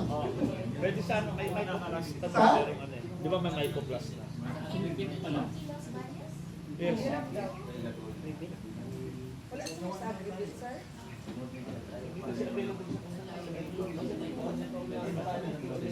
Ay! No! Okay. Share mo na lang here. Without mentioning it. Yung kasing kinukuha na namin seedlings, tinuro niya kung paano ilagay yung mycobam. So, ang instruction niya, yun din ang instruction sabi sa kanya, siguro. So what we did, based on this instruction, Spirito yan. di ba nasa polybag pa yung seedlings. So tatanggalin mo siya, ililipat mo na siya sa plantation area. Ang instruction nila is, tupot muna yung mycobang sa ilalim, Sa lupa. sa pinakailalim, and then mag-layer pa ulit ng konting lupa Dapat na. bago yung seedling na galing sa bag. And then yung matitira is sa gilid nung sa gilid nung ukay bago totally tabunan. Tapos isang tansyan. Okay. Nakita mo yung packaging ng microbang? Hmm. May instructions? Yes. Ano nakalagay? Instructions? Peki yan. Peki yan. Kasi instructions ng microbang galing kung UV nakalagay doon. It must contact doon sa roots. At ang microbang, isang fungus, titira yan sa roots. Kaya dapat mag-contact sa roots. Pag inilagay mo sa lupa, asan ang roots? Kapag mature na yan. Ay, Meron din sir na bago ngayon, produce din ng UPLB, Biotech, yung tinatawag na Mycoplast. yes. Yung Mycoplast, kung babasahin mo doon sa directions nila, sa instructions pala rather. Yeah, yung una, yung pwede mo nga, pag mag-transplant ka, papaupuin mo. Kumbaga, bago mo ilagay yung seedlings, ilalagay mo na muna yung powder. So parang nakaupo yung seedlings na yon sa ano. And pangalawa sir, ang isa sa instruction nila, pwede mo siyang ipangdilig. Itong mycoplasma. Pwede mo na siyang i-dissolve. Parang isang doon sa 16 liters of Then pagka nag-transplant ka, diligan mo na siya. So isa din yan sa instruction na nakalagay doon sa mycoplasma. So, again, ideally, so, bagay iba yung pero they contain the same mycorrhiza. Mycorrhiza, actually maraming mycorrhiza. Okay? And ang agarwood talaga, actually, meron siyang natural. Nagre-recruit, yung tinatago kayo na recruitment. Nagre-recruit siya ng bacteria at saka fungus na kailangan niya. Kasi symbiotic yung relationship niya. So, it helps the maging bioavailable yung nutrients. Kasi, yung nilagay yung compost, akala niya absorb agad ng halaman yun? Hindi. They need no. They need organisms to convert those nutrients na bioavailable sa halaman. Hindi niya hihigupin yung tae ng kabayo o yung manok. Hindi. Meron magpo-convert nun na bacteria or fungus. Ngayon, yung byproduct na conversion niya, pag kinain na ng fungus at saka bacteria, yun ang ibibigay niya sa halaman. Okay? Yun ang tinatawag na bioavailability. Yes. Ano ba yung polybag natin saka next question is, pwede ba tayo magkawang ng yung microbang rather than pupunta ka ng UPLB lang? Okay. Polybag. Zero. Okay? Ay, algebra na to. Ayoko na to. Bakit Pang-nursing na to. Pang-nursing na to. Wala rin ganito sa nursing. Pang-nursing lang. Resin and oil, yung formation, the formula, the N2, the method, the T, ano yung T ko? Ano yung T? Time, weather. T, working variables. Plus X is God's provision. Kasi nature pa rin talaga ito. Okay?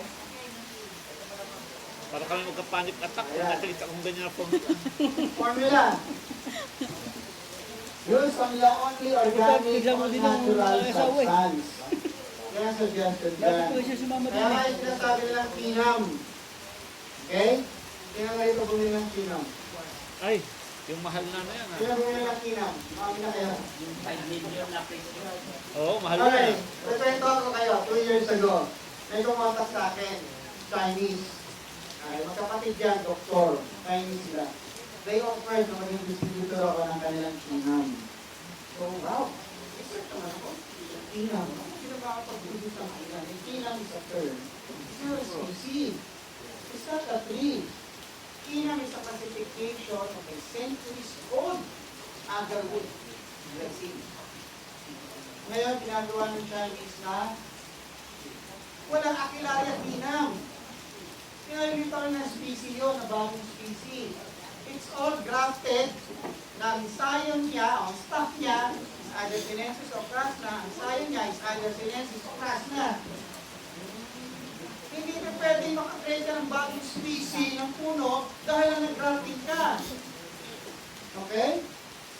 So, it's a scam. Seriously. No graft, no inoculation. Natural formation. So, tinatanong ko, sige po, how do you want to do this? Sabi ko sa kanya. Because I would want to see it, para makita ko talaga. Oh, but our nursery is in Malaysia. Oh, I'll go there. Sabi ko, I'll go there. Why in Malaysia? In Sabado. Oh, yes, it's very near to us. So, gano'n. Hindi niya akalain. Kaya, okay, sige, I will arrange. We'll even go to NTIB, Malaysian Timber Industry Board. No? Kasi raw, napupasa daw sa study ng Malaysian Timber Industry Board yung kanyang kinam. Oh, that's good, sir. Tapos, kinunta ko si Secretary Dar. So, sabi sa sige, I'll endorse you. So, in-endorse niya ako, nag-email siya sa Malaysian Finance Minister. Number 2 guy. So, sa Finance sa Malaysia. And then, sabi ko, sige, sabi ko sa doktor ngayon, ng kinam, sige, I got an endorsement sa MTIB, Malaysian Timber Industry Board. Gulat siya. Gulat siya. It's okay, we don't need to go to Malaysia anymore, to MTIB, because I have all the research naman sa Nilalang. Okay, but I want to see the nursery. Ano yung amoy? It's very hard, Okay, what about if I see your other partner here? Same partner dyan. Okay, I will check. After 2 weeks, wala, ipalo ako po. Hello sir, how about the inspection? No, sorry, my partner doesn't want anyone outsider. Ganun. Okay. Yung partner pala na yan, kilala niyo yan. Initials BM. Nakikita niya sa Facebook. Ewan ko. BM, initial B. Yung pala yun. Yung partner na yun. Okay? BM eh. So when I push, sinabi ko pa na may endorsement. This is true naman. Bopping eh. May endorsement ako sa NTIB. Backpedal siya. Nagbuhin mo kasi yan. Chinese. Okay? And then expose ni PM Garo yan. Expose ni PM Garo na previous pala, 5 years ago, 5-6 years ago, meron din palang introduction ng ganyan. Ang spelling pa niya nun is Kinan. Q-I-N-A-N. Ngayon, ginawa nilang K-Y-N-A-N. Later on, makikita nyo kung paano ba nagkakaroon ng agarwood. Right? The resin formation. And then, you be the judge. Kung totoo yan, no inoculation, grafted kinam nila. Okay? And you can check it. Walang akilarya kinam. Si Mickey Lee, unfortunately, is claiming na PC daw yun. Eventually, nung na-corner siya, what's the problem in a name? It got everything to do with the name. Because kinam is top-grade centuries-old classification of an agarwood resin. And now you're claiming that you planted a tree and you're calling it kinam. Nung na-order siya, sabi niya, what's in a name? Ano ang problema nyo? Sabi niya gano'n. Okay. Nagkakaroon ng toxicity test. Tinetest na talaga ito ngayon. So, kung gagamit ka ng inorganic o even induce agarwood resin, Ako lang tapos sa CLSQ. sayang. Inoculum must be quantifiable to produce near constant or reliable results. Ilan ba ang percentage ng success? So, isa yun. Dapat malaman mo. Kasi, kahit nga ka pa in-check mo, anything foreign will trigger a response from the field. Pwede mag-aari. But the quantity and quality, hindi natin malaman. So, mas better na get something na tested na talaga and proven. Then, formulation. Bukod po, for the toxicity po, do you have a specific percentage na tinatanggap na po yung quality? Okay. Kasi food grade kasi dapat ang agarwood. Kasi using milk yan eh. Yung resin ang ginagawa minsan. So I guess sa respective FDA na. Nung country na yung guidance sa food. Wala nang permissible, allowable na concentration ng substance. Kasi halga, marami ng toxic eh. But depende sa concentration. May maximum allowable na kaya i-process ng kidney natin. Diba? Kidney and the liver and pinaprocess yan. So that's why may mga food. Kape nga, kung sinuga, toxin. Alak. Kaya lasing, anong tawag yan? Legal term? Paglasing? Anong tawag? Intoxicated. Intoxicated. Kasi may toxic na. Intoxicated ang tawag, yung legal term sa lasing. Yung permissible level kasi. Yung alcohol, blood alcohol content. Diba? Okay. Then, formulation incubation. So, sinasabi ko niyan. Ayan, sabi ko. Ano yung binibenta nila ng acid o alkaline? Acid. Acid. Ano sa kanila? Is this acid or alkaline base? Okay? Then, yung incubation. Sabi niya, yung prescription period kung gaano from the inoculation to the harvesting. Dapat meron ng panasal. Cost efficiency. Okay. So, magkano? Paano sila? Paano sila? Ano ang ano? Gaano karami yung conversion? Okay. Then, the labor cost. Doon pa lang sa inoculation. Inoculation pa na lang. Wala na sa pre-inoculation na protocol. Doon pa lang. Hindi nyo na dapat may pre-inoculation protocol. No, the reason why I'm saying this is dapat meron for you to get the most out of it. Para mapiga mo talaga yan. Sayang ang resources mo. Okay? Meron dapat. Hindi rin pwede sabihin na, okay, matured na yan, pwede na inoculate yan. No. Ang pre-inoculation protocol namin 6 months. Before namin inoculate ang protocol. Yung protocol na yun. Panayin mo kung yun. Pero pag wala sila niyan, hindi mo ma-maximize yung ready for it. No one else knows that. Ano lang. Okay? Hopefully, part na ito with follow through. No? Para ma-develop namin ito. But I need resources.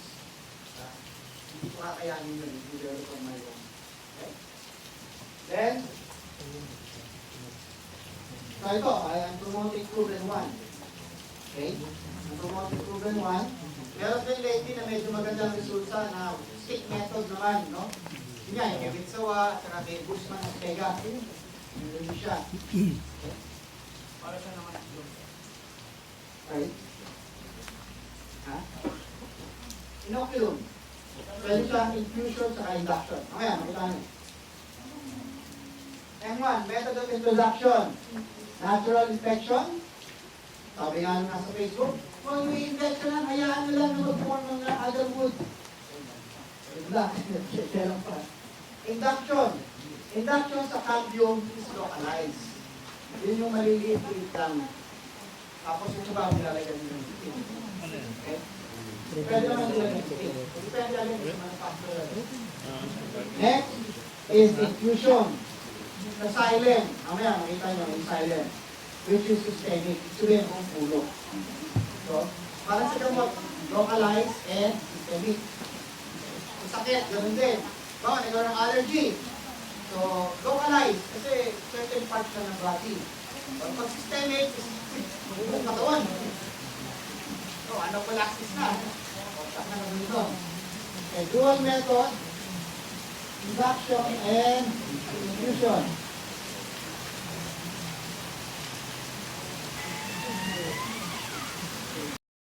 MSDS. Oo. Sa chemical yan. Ano yung MSDS? Material safety data sheet. Material Pag shipment, di maisip. Okay. Di man may ship Dapat out. meron. Okay? Diba, sinisikreto nga nila eh. Kaya nagtataka ako, paano pumasa yan dito? That's a biohazard.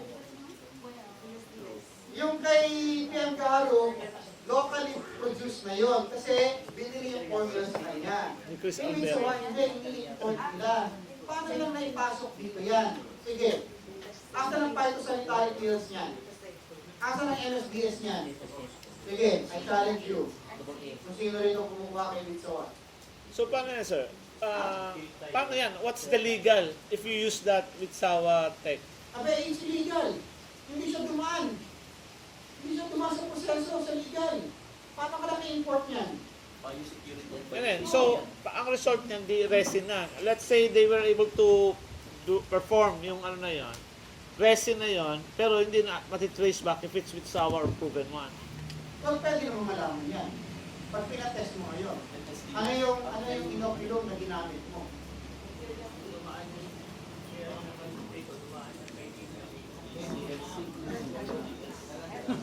Okay, so ayun, yun ang question niyo. Pag bumili kayo, okay, may certificate ba ito from the Bureau of Plant from BPI? Sorry. Tell me otherwise. Dapat dumaan yan. Important because that's a living culture eh. Paano yan, yung nagde-develop na yan locally? Ay, dito, nag-develop yung local. But then again, kailangan pa rin dumaan. Wala siyang FDA pa. I asked for... Wala pa. Wala pa nga. Yeah, exactly. So, paano mo siya gagamitin? Paano mo bibilhin? Umikit ka. So, you'll still rely on buying imported one. Sa Malaysia pa rin yun. Sa Malaysia, pero again, kailangan mo ng importation permit yan. Dadaan yun sa CIQS. Quarantine. Lalo na living organism yan. It's a biohazard. So, when you buy, it's available now in the local, right?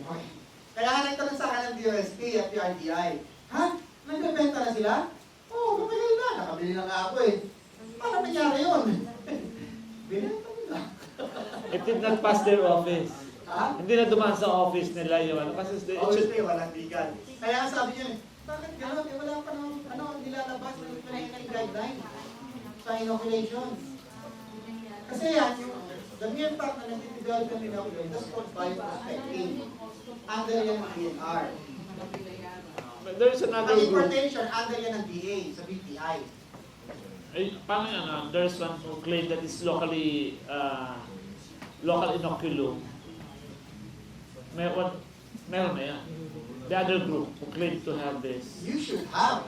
But obviously, there's none. Eh sa akin niya, umorder ako eh. Dumating sa akin sa 10, nakalagay sa 10 liter ng water bottle eh. Nature Spring eh. Kaya nag-stop ako. Hindi na, kalokohan na to. Malay ko kung talaga inoculum yan. Walang label. Oh, anong proof ko ngayon na binili ko sa kanya yan? At kung ano yan? 25,000 pesos ang 10 liters. O yan, ito-develop kami ng sarili namin. Paano namin gagamitin? Nakapilit kami. Kasi nga wala pang legal framework. Wala yung IRR. Implemented rules and regulations. Ang tingin na natutulog since 2019. So it's government concern. Yes. So we should push. Kasi mag-i-inoculate na. Anytime now. 2019. Come on, ang dami na nag-i-inoculate ngayon. Wala pa rin. So, hindi mo nakita ang gobyerno, hindi sa gawin nilang trabaho nila. So, sino magpupush ang gobyerno? People power. So, ha?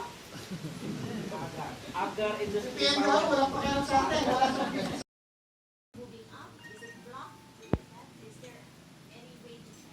ang conventional wisdom yan, tinatap nila. Pag medyo halo na, may nila halo, ang pau nasa loob, meron na yan. But the grade, in the quantity, hindi natin masasabi. So anyway, we're developing something. Sa ganyang kalanda, sir, 10 years old, sa with doing the infusion and the induction, ilang kilo yung natulog? Ay, hindi ko alam. Hindi ko na kasi I think kinuha niya itong ano eh. Agarwood art eh. Kasi maganda yung pagka... Meron po ba kasi I think this is what you doing call both, kasama. both kinds of infusion? 5 kilos, mga 10 years. Optimistic. Baka hindi kumalat ng gusto. Yung inoculum. Kasi minimal yung photosynthesis eh. Minimal yung activity, yung metabolism ng puno. So rain and bad weather, oxidation and microfermentation, yun. Yung pumunta sa Batangas na yun yung sa video na Pinagpasaway ko. niloloko nitong tao na to. Eh, parang niloloko. Okay? T2, time of harvest. Oh, remember, interest rate of period. But then again, okay, this is for the proven one. Yung iba, depende, tanongin nyo talaga. Ako ay nag-multiple days dahil nakita ko talaga. Okay? So, yung sa ibang mga formula, ask them the right questions. The hard questions. Yung sinabi ko sa inyo, sir, tanong ko sa kanila kung nasasagot nila. Well and good. I will salute them kung nasagot nila yung mga pinapatanong ko sa inyo. But more likely, I'm sure, hindi na lang. Because they're just salesperson. They're not after your will. They're just operate money from you. Okay? So again, it's not just a commodity, it's a community. Repairing, pinutol, coming pieces may video na. Those we cannot control, but we can adapt to and use to our advantages. Syrup was actually developed in Malaysia. And yan yung pinutulong ni UP Abraham. Okay? So, 3 growth areas, ayan na rin. Yung sinabi ko 3 growth areas. Na eventually I realized, yung sabi ko, the best thing about learning and the best indicator also that you really learned something is the ability na ma-synthesize mo yung natutunan mo. Ano yung ibig sabihin sa na-synthesize mo? Sinabi sa iyo eh. Nasagot mo why. May internalize mo. Eh you went beyond. You went beyond. So yung 3 growth areas na yan, sabi ko, yan din ang 3 problem areas ko. So I will focus here. Okay, so pagpapalaki ng puno nyo, that's why we came up with the biosol. That's why we have some of the fastest growing food right now. Unless someone will pay back. But no one is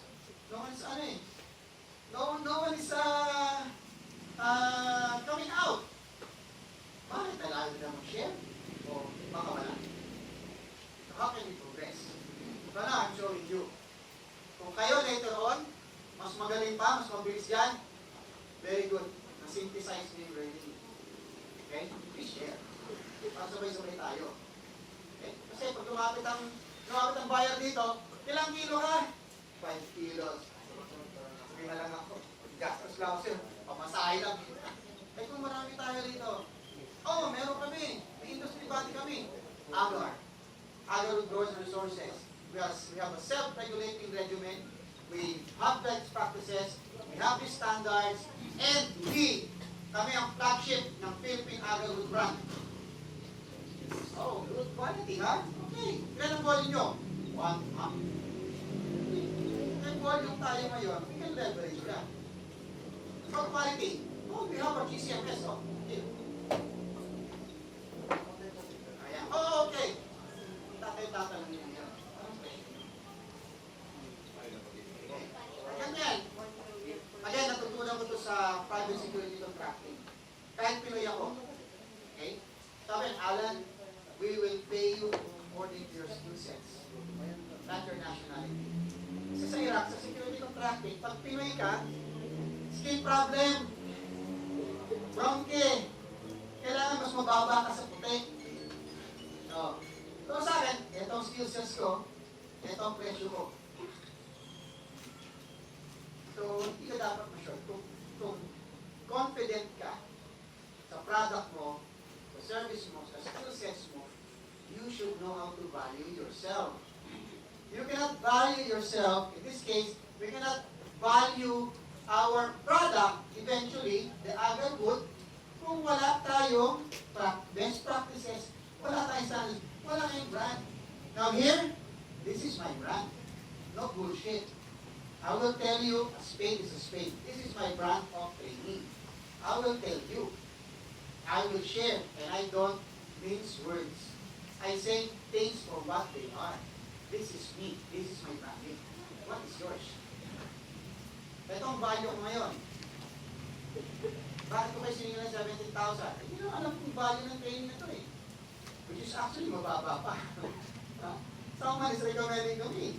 Kahit si PM, sabi, mababa. It's okay. It's a start. Okay.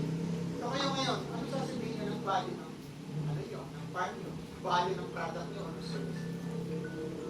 Sila? Yung kanina? Yung sa Lempire? That is branding. Diba? So, although may halong bullshit pa yun. Diba? But that's branding. And you can brand yourself in an honest way naman. Sa kayo ngayon ang offer, kung hindi kayo magkaya, pwede mo yung offer sa iba. Oh, sorry. Iba for me?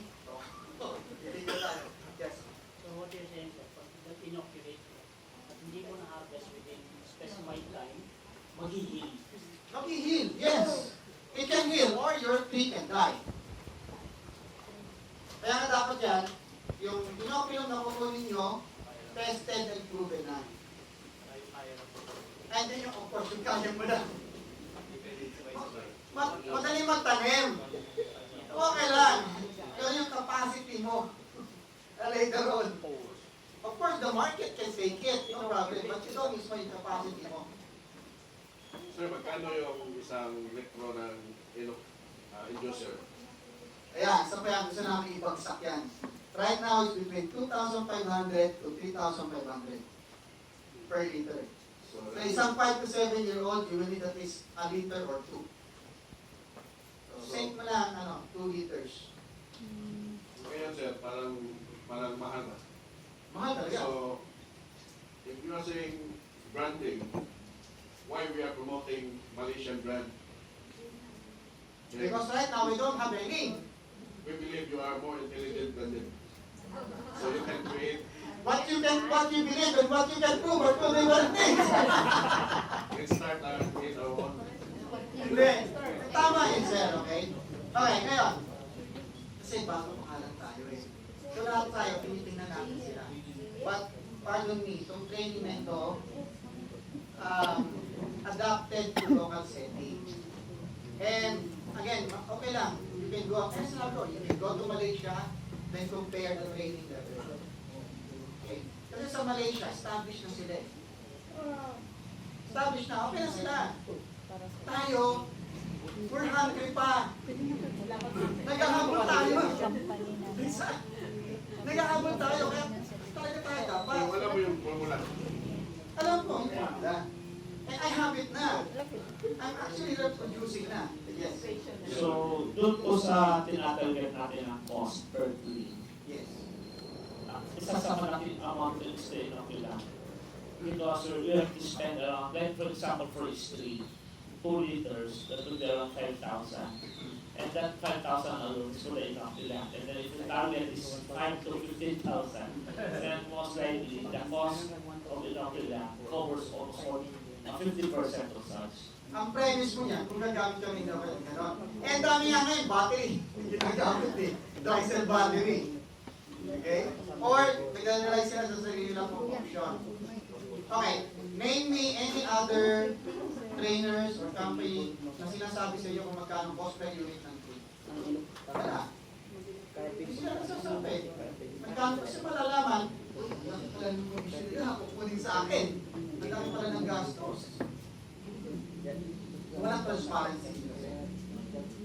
So yung computation mo yan, nakita nyo naman doon, no? And well, later on sa day 4, makikita nyo yung summarization na ano yung mga gastos. That's why they arrive at that computation. My first training sa Argerwood, I was a research speaker. Mga milyonaryo, lahat. So, ang tanong ko dito, sino pa nakakalam dito ang cost per unit? Magkano gagastos ninyo per tree over a 5 to 7 year period? Anong makasagot? Imagine, mga milyonaryo to, tapos libo-libo na ang tanim nila. Bakit? Ano ba to? Business ito, dapat alam mo. Di ba? Their perspective. Ito yung na-sweet spot tayo sila. Okay? Essential, micro, macro, nitrogen, and resin formation, no? So, you have to consider na makukuha ng halaman o ng seedling nyo ito, ng puro ninyo. That's why importante ang soil analysis. B2, draft, water level. Second variable, growth, stability, and resin formation. May impact na naman to. Kung sabi na yan, hindi, wag, hayaan mo, kung diligin, magkasakit. Paano makaform ng resin kung hindi mo tutubigan? At kung hindi na makukuha yung nutrients. So that's wrong. Yun ang unang natutunan ko yung sinasabi. Mga seminars na napunta ko, yung mga so-called experts na nauna. Kaya mo, kung diligin, magkasakit yan. Okay yan. It's not true. Okay? B3, physical structure of rocks in the soil. Yeah. Iron oxide will help minerals, water, and resin formation. So another variable yan. Sa Cebu, ang problema nyo sa Cebu is what? Sa lupa ninyo. Mababa ang topsoil kasi limestone. Limestone kayo. Sabi nyo, madali lang yan. Sabi nila, 1 foot lang yung topsoil nila eh. Anong solusyon? Carlo? Patasin yung puno ng pangkat. You go up. You cannot go down eh. Ano eh, hanggang mo yung limestone. Limestone pa rin yun. Then you go up. Ano ang box? 1 cubic meter should be enough. And then the roots will spread to sa paligid na. Okay? If you can go down, go up. Simple. Cebu. Okay? Soil pathogens and pests. Mahaba kasi yun. May ibigay ako sa inyo ng data. Pero, I think that's, if my memory serves me right, is 2,000 pa yun. Year 2,000 na. Wala nga doon namin. Wala doon ng Provinciana, ganyan. Kasi hindi siya study. Pero yung study niyo yun, 2,000, nakalagay doon. Anong species, anong countries available yun, and then ano yung mga sakit. Okay, and ano yung pwede mong gawing intervention. I'll send that and share that sa GC. B5, early stage root growth system. So that's why napaka-importante na malambot ang lupa. Kung porous naman ang soil nyo, you don't have to do half cubic meter or even 1 cubic meter. Pero kung hindi porous ang lupa ninyo, mas maganda, mas malaki, mas malalim para yung roots, maluwag siya, makakalat siya. Okay? Rainfall and weather, sorry? Water break. Right? Water break mo. Oh, water break. Thank you. Asan yun? Wala yung water ito. Rainfall and weather, okay? The turgor pressure, microfermentation, oxidation, photosynthesis, and resin formation. May impact na naman yun. Okay? Ang rainfall. Kasi kung parating tuyo, bagal, stress ang puno. Sunlight and planting distance. Ito, sinasabi ko nga. Kaya I'm sorry for those who did the 1 meter group of 4 planting configuration. May hirapan kayo later on.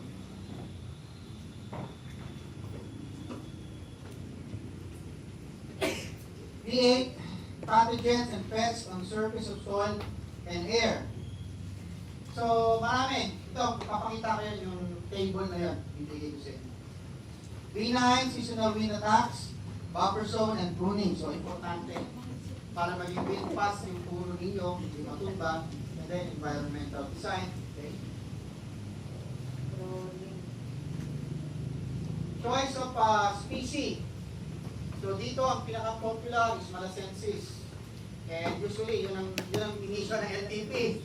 Kahit na-cracks na yan, o kumidyana, para census pa rin ang nakalagay. Abang ka problema yan Pati ng DTR, yes, correct. Okay? Sorry? Dapat specific yun. Pero ginawa nila ng paano na lang eh. Basta akilaya. Sige na, huwag na kontrahin. Basta nabigyan ka ng PTPR, that's what matters. Di ba? Yun na lang yun, huwag na mapilit. Ito ang gagawin politically correct. It's important na may papel ka than being right. Correct? The disposal mo, hindi. For as long as alam mo, yung species mo. Kasi kung magpapa-GCMS nga tayo, malalaman din naman yan. Anong species.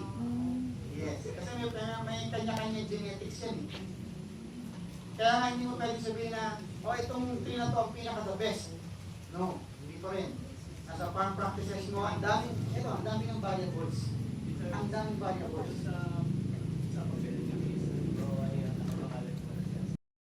Hindi single source lang kayo. Gusto niya monopoly. When I found out na nakausap ko mismo yung UPLB na nag-conduct mismo ng DNA testing, yung barcoding, doon ko nalaman, sabi ko, niloloko tayo. Okay?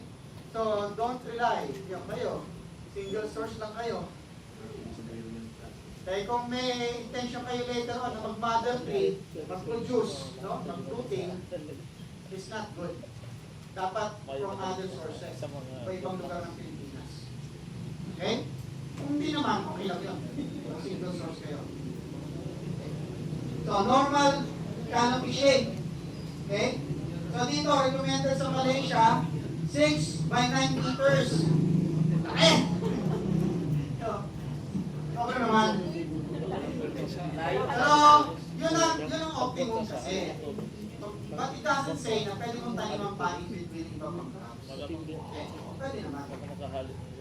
So, yung tamang canopy shape. So, how can you have a normal canopy shape? Kung ginawa mong 1 meter by 1 meter by 1 meter by 1 meter, wala. It's a variable. Sayang yung mga branches. Pwede mong inoculate yun. Paano pa kinabangan niya yun? Ayaw na mag-produce kasi nakaharang na. Tatagpo na sila. Magka-crown shyness na yan. So dito ka ngayon magkakaroon. Dito ayaw niya na. So hindi na pantay yung canopy mo ngayon. O kapag inoculate ka, compromise na yung structural integrity ng puno. Balik. Alright. Pruning of branches and twigs. Cellulose, monsoons, environmental design of farm, twig pass, top, formative pruning, cytokines and oxygens. Dito ko yung papasok natin yung yung phytohormones para mas maintindihan yung growth ng puno.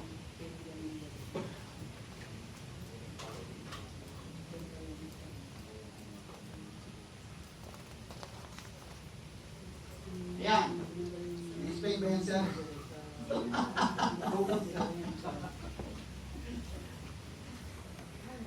Again, you have to understand. Ito yung ang focusing na actually on the highlights no? Kasi pwede nyo mag-reviewin yan later on sa inyo. Okay? Ito ang phytohormones. Okay? Auxins is for apical dominance. Growth. Taas. Kasi ang plant or tree magre-respond sa stressors o sa environment. So, pruning is stressing. Kasi pinutulan mo siya eh. Hindi may stress nun. Di ba? So, instead na mag-produce siya ng mas maraming auxins, iba na lang ang gagawin niya. I will stop kasi walang incentive for him eh. For it. To grow higher. Kasi pinuputo, parang bonsai. Ano sa bonsai? Mga malalaking puno yan, yung pagpige. Ang laking puno niyan. Pero imagine, nagagawa nilang ganon because you're stressing it and it is responding to the stress. Yung hormones na pinuproduce niya is adapted dun sa environment niya. So you see, okay? Again, there's so much more than just, bloom. That's why I hate these people. Nakakala mo yung inoculum nila, yun ang all technology for agarwood. It's not. Okay? Cytokinins, another. Cell division promotes shoot development, Lip senescence. Senescence is yung stage na mamamatay siya. Lahat ng dahon mamatay, di ba? And work with auxins in plant growth. Okay? So, mas maraming, pag nag-prune ka, mapapansin niya, pag nag-prune kayo, di ba nag-prune kayo? Maraming shoots. So, lalapat yung puno mo. Okay? Gibberellins, promotes seed germination, stem elongation, flowering, and fruit development involved in breaking dormancy para mag-break yung seeds mo. And then stem elongation. So it will help. Next.